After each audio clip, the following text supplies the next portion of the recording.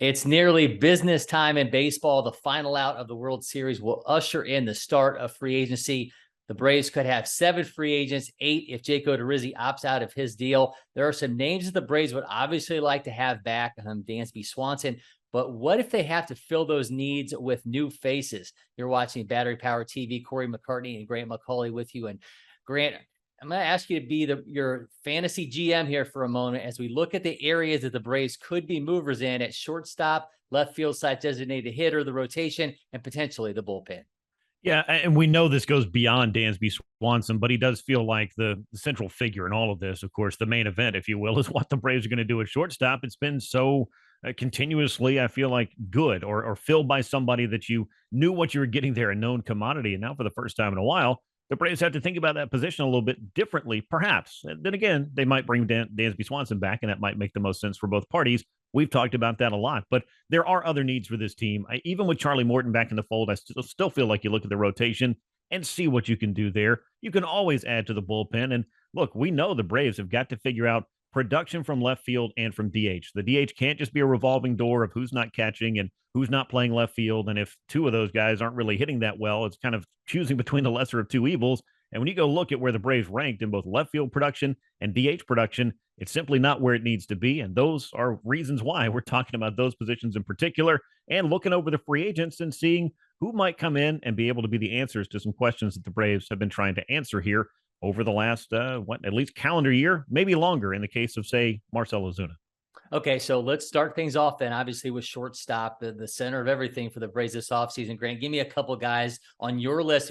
This could be a guy that they go high, they go low on. Let's just look at a couple options for you at shortstop. Yeah, I think that, it's hard for me to get outside of Dansby Swanson and really look at the other options. I just don't feel like Carlos Correa is going to be a fit because, well, a couple of reasons. Number one, I don't think he's going to take a deal like he did with the Minnesota Twins. Otherwise, he wouldn't be opting out of his deal with the Twins after the first year. I feel like he's going to go out there, go after that big money. Is that $250, $300 million?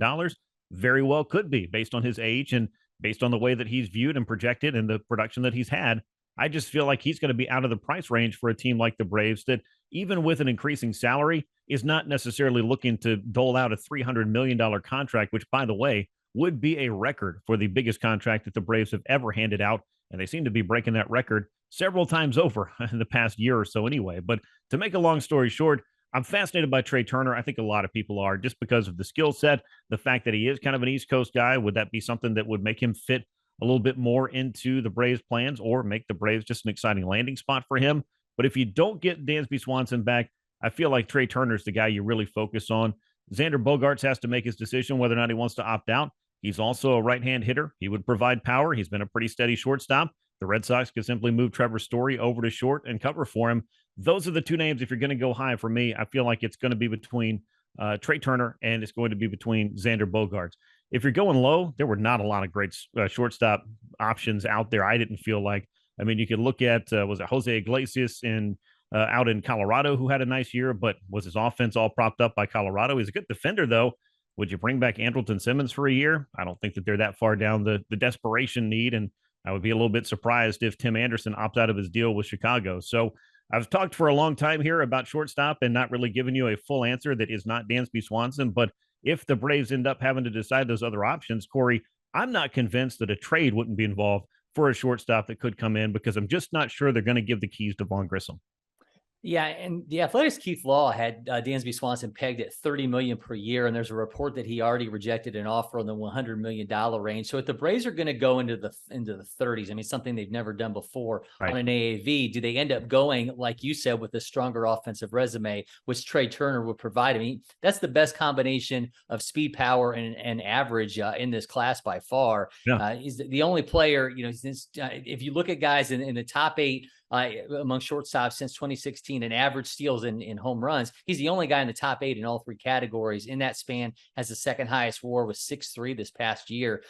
There's also some rumblings that, being a Florida native and an NC State product, that he wants to be in the Eastern time zone again after playing for the Dodgers for the past couple of years. He's obviously not going to come cheap. I mean, there's an expected annual value on him of $33.6 million. But you think about him hitting behind Ronald Acuna Jr. for years to come in that lineup. I mean, that's pretty fascinating stuff.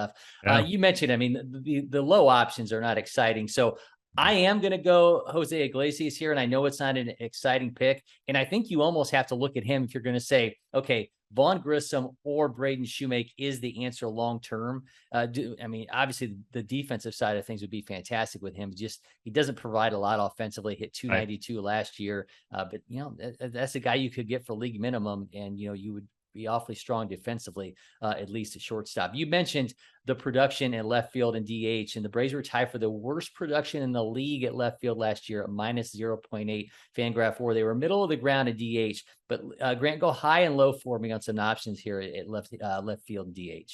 Well, I want to kind of put some context to, I do think Eddie Rosario can be better next year. I think he will be better next year. I'm going to put that in a box over to the side because I still feel like Eddie is some part of what the Braves are planning to do at either or both of those positions, particularly for his left-handed bat. So if I'm looking at somebody that I think could come in and really fit the mold of something Alex Anthopoulos has done fairly well in his time as GM, besides lock up the talented young core of this team, I'm looking at a guy like JD Martinez, who, if you look at what he has done and what he has provided, really since 2014, this is one of the premier sluggers in baseball, but he is coming off an off year. So would one of those 1 year larger AAV kind of deals make a lot of sense for him? And I'm not talking about $23+ million like Josh Donaldson got a couple of years ago, though the Braves could probably lavish him with a $20 million 1 year deal if they felt like that would solve a lot of their problems. They've solved problems that way before. A 926 OPS from 2014 to 2021, averaging 40 doubles, 38 homers, 113 runs knocked in, 100 runs scored over the course of those seasons per 162 games. Those are some pretty eye-popping numbers, but a down year by his standards in 2022, batting 274, only 16 homers. He did have 43 doubles, but the run production was also nil. But the Red Sox struggled by and large. So would a guy like JD Martinez, who you plug in primarily as your DH, rarely playing in left field, be able to solve one of those issues? And then you'd still be able to utilize Eddie Rosario in left. You'd still have to find something to do with Marcell Ozuna's contract, and that's going to be one of the other big dominoes that has to fall this winter. But I look at JD Martinez as a guy that I'd love to kick the tires on and see if that's a fit. If not him, I don't know if we're bending the rules here by me saying that I feel like Adam Duvall is a great fit for the Braves, but since he put on a Braves uniform, he has proven himself from the lows that it took to get himself kind of I guess, ingrained in the Braves system, to going back to Gwinnett, to kind of reinvigorating his career and playing a large role on some very good Braves teams. I wouldn't mind seeing Adam Duvall back, and I think you get him for a lot less than he costs this year. So I'll go with another reunion for my high here, and that's going to be Jock Peterson, above league average hitter this last year against both righties and lefties of the Giants, had 23 homers. His social media got Braves fans excited in the last couple of weeks with a number of reposts of him in a Braves uniform. So maybe he's kicking the tires himself on a potential reunion, but a market value of 14.6 million. He would not only shore things up in the field, but obviously he could be a major influence in the clubhouse as well. On the low side, I'm going to go with a 3 true outcomes guy here who has the benefit of Gold Glove defense, and Joey Gallo. He did not have a great 2022 season. His lowest Fangraph WAR, his fewest homers in 162 game years since 2016. But there were some flashes when he got traded to the Dodgers, and he does remain an above league average hitter against both righties and lefties, a market value of 8.9 million. You talked about the Josh Donaldson deal and getting a guy and ultimately allowing him to get his value back up. Age 29 season for Joey Gallo. This feels like another instance of a guy who you could get low, who comes in to try to reestablish himself. He's had success before. Would be interested to see if maybe if he came into Atlanta, he might be able to get a little bit of success in this lineup. It would be interesting to see that. And I'm obviously not against rolling the dice on guys that you're convinced that might have that bounce back potential. And, you win sometimes with Josh Donaldson. Sometimes, you go out and you get a guy that you kind of expect to do the things you want him to do, and it doesn't work in the case of, say, Cole Hamels. But that's just kind of the risk that you take as a GM, as you sign the guys, hopefully based on what they can provide for you. And I do think that these 1 year deals might be the way to approach DH, at least for the short term. I don't know that you need to go out and spend a whole bunch of money on just a full-time DH. And the Braves already tried that basically with Marcell Ozuna, and that didn't work out so well either. But, maybe you're able to get somebody like Martinez for, say, around the $15 or $16 million that you owe Marcell Ozuna anyway. It may jump up a couple extra million this year, and you're probably going to have to pay to make Marcell go away. I just don't know how much to peg as far as overall, like how much do you invest in a Joey Gallo? Because it's not just 2022. His 2021 was pretty troublesome as well. And we know the Braves offense has a lot of swing and miss. And I just don't know if you want to invite somebody who is so truly the 3 true outcomes guy that Joey Gallo is into a lineup that already has a lot of strikeouts as it is, without, say, the pedigree of having the run production of, say, a JD Martinez. I'm playing fantasy GM, so I'm allowed to bring whoever I want to into the You're also allowed to. Don't forget that. That's true. We know when we turn to the rotation, the Braves obviously don't have to do anything here. I mean, the core is in place with Max Fried, Charlie Morton, Spencer Strider, Kyle Wright, and there's that long list of internal options for the fifth spot in that mix. But Grant, if they do look outside, where should the Braves turn? I feel like, again, you could jump into this 1-year deal if you wanted to do that. There are some really nice veteran options out there, in particular, a guy who finally won a World Series game in Justin Verlander of the Houston Astros, but I'm not sure he can be convinced to leave Houston. I think he likes what he's got going on out there. And I think that he could end up just continuing on with his deals of 1 year and an option as he goes into his 40s and decides how long he wants to pitch, because that's a winning team. And so you're not going to be able to sell him on, well, come over here, you'll be able to win, whereas you weren't at the previous place. That's not going to work. Same thing could be said with Clayton Kershaw. That's another one that I'm always interested in. Can you get one of those kind of air quotes best pitchers of this generation to come and join your staff? Now, injury question marks around Verlander seem to be answered this year as he bounced back from Tommy John with what looks like a Cy Young season. Kershaw has kind of been in that 20 to 25 start mode over the past few seasons, and that might be enough. And if he's healthy in October, that certainly helps you. But would he, if he leaves LA, would he go anywhere besides maybe Texas? And the Rangers have shown they're willing to spend, so maybe that's a place that he ends up. I think if you get into the big money guys, we're talking about Jacob deGrom, which I'd love to see. That's going to be $35 to $40 million a year, 4 years, 5 years, 6 years. I don't know what he's going to command or what some club's going to be willing to pay him. And then you got what I will call Jacob deGrom light and Carlos Rodon, who I feel like could cash in on a career year with a $25 to $30 million per year contract and get more years. And I think the Braves are willing to give. So if I'm in the 1 year derby, then maybe see what you can do with Verlander and Kershaw. If you're going to go big or go home, I say you try to get Jacob deGrom at all costs.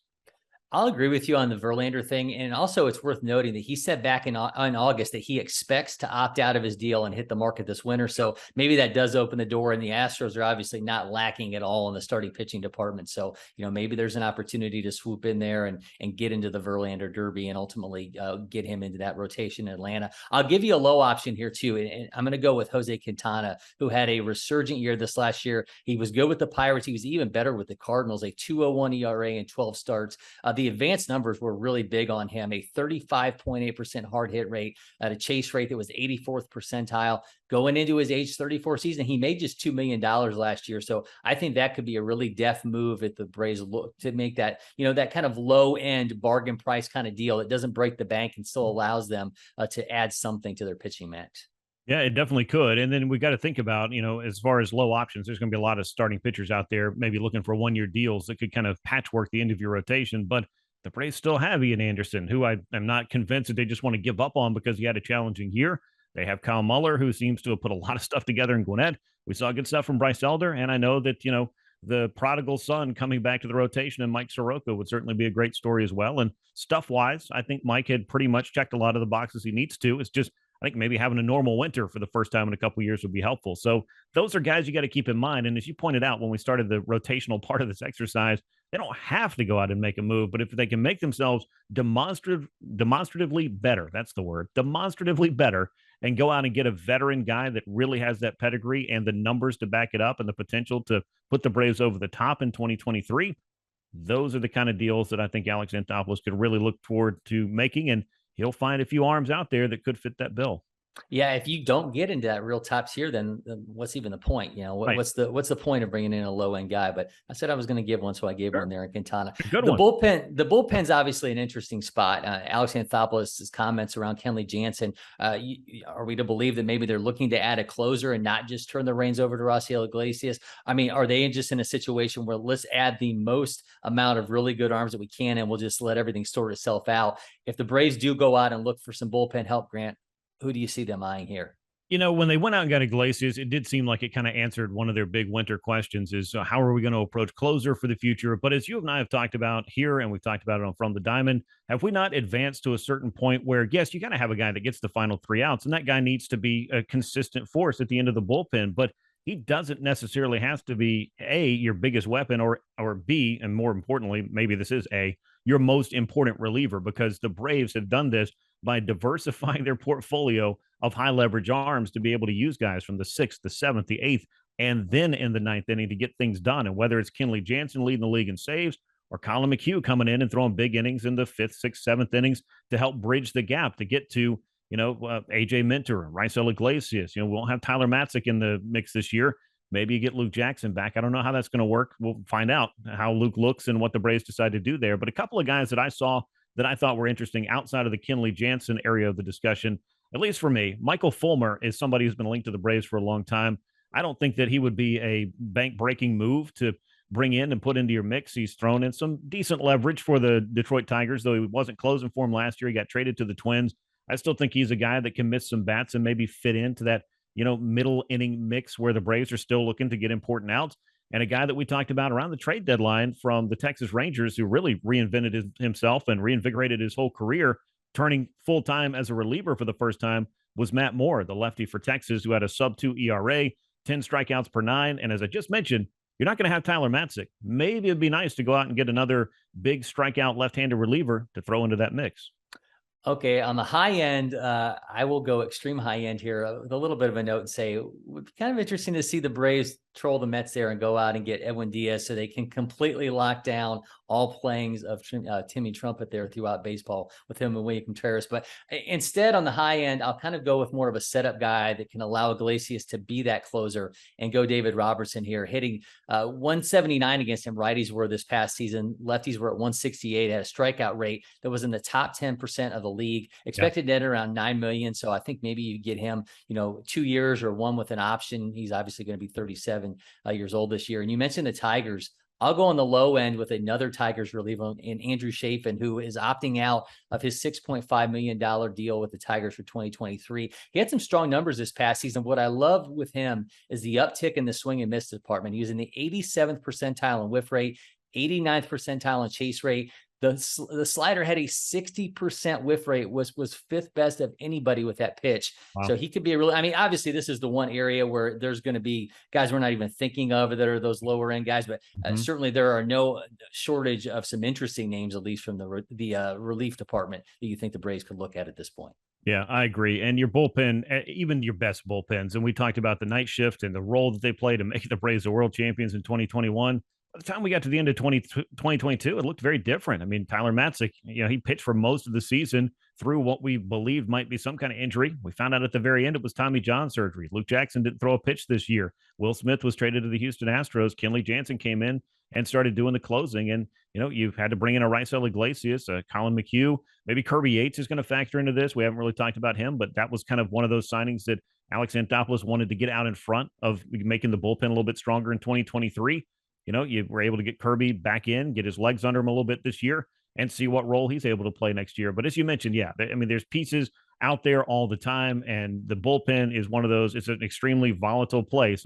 How many times do you see teams go into the playoffs or even go to the World Series, and by the time they get there, they've got a different closer than they started the season with? That happens many more times than not, and I think that's a pretty interesting thing to monitor as well. But, the bullpen, always a place where you can have as much talent as possible. That's why I would say, if you can get Kenley Jansen back, that's great. If that fits in the plans, if not, like you said, there'll be a lot of options out there. And you do have Raisel Iglesias and some other arms that can definitely pitch those big innings late in games. So the Braves are in a pretty good place, but you can always get better.